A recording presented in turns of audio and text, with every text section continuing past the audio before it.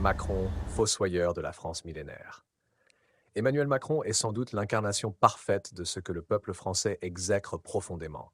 Un président technocrate, arrogant et déconnecté, dont les actions semblent guidées par un mépris ouvert pour la France, son histoire et ses citoyens.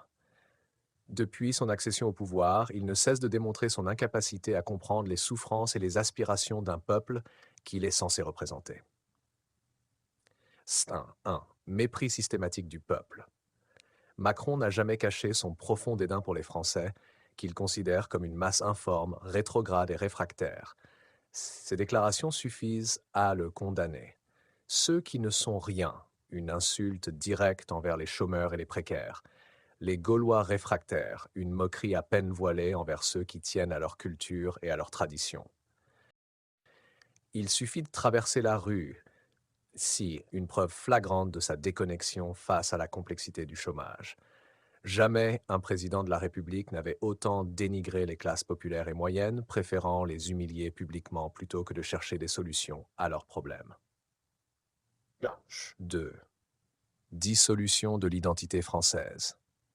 Emmanuel Macron n'a qu'un objectif, noyer l'identité française dans un grand bain mondialiste, où notre culture, notre histoire et notre fierté nationale sont réduites à néant.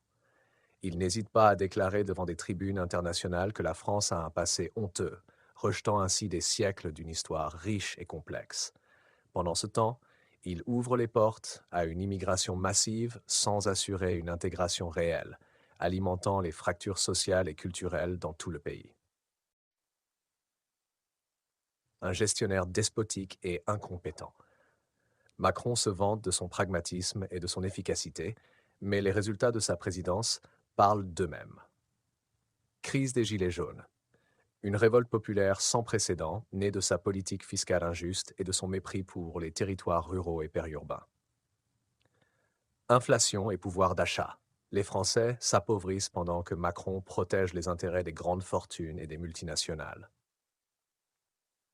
Système de santé en déliquescence. Les hôpitaux sont à genoux, résultat d'une gestion comptable de la santé publique.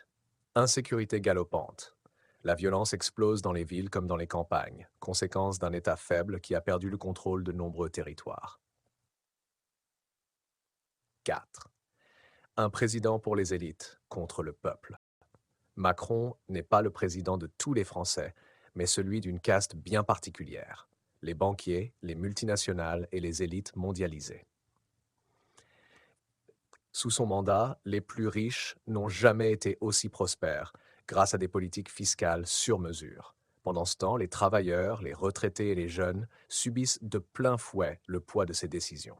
Il a transformé la présidence en une plateforme pour son ego démesuré, méprisant les institutions démocratiques et réduisant le Parlement à une chambre d'enregistrement de ses ordres. 5. Comparaison avec Trump, l'antithèse du patriotisme. Là où Donald Trump, malgré ses défauts, s'est battu pour restaurer la fierté nationale et défendre les intérêts de son peuple, Macron agit comme un saboteur. Trump défendait l'idée d'une Amérique forte et indépendante, tandis que Macron prêche pour une Europe bureaucratique qui efface les nations. La France mérite un président qui l'aime et la respecte, pas un technocrate mondialiste obsédé par son image internationale. Conclusion, l'erreur fatale. Emmanuel Macron n'est pas seulement un mauvais président, il est une menace directe pour l'âme de la France. Sous couvert de modernité et d'ouverture, il a détruit ce qui faisait la force de notre nation, son identité, sa souveraineté et la cohésion de son peuple. La France millénaire, fière et indépendante, ne peut se relever qu'en tournant la page de ce quinquennat désastreux et en mettant au pouvoir des leaders patriotes et sincères, prêts à défendre les intérêts du pays et à redonner espoir aux Français.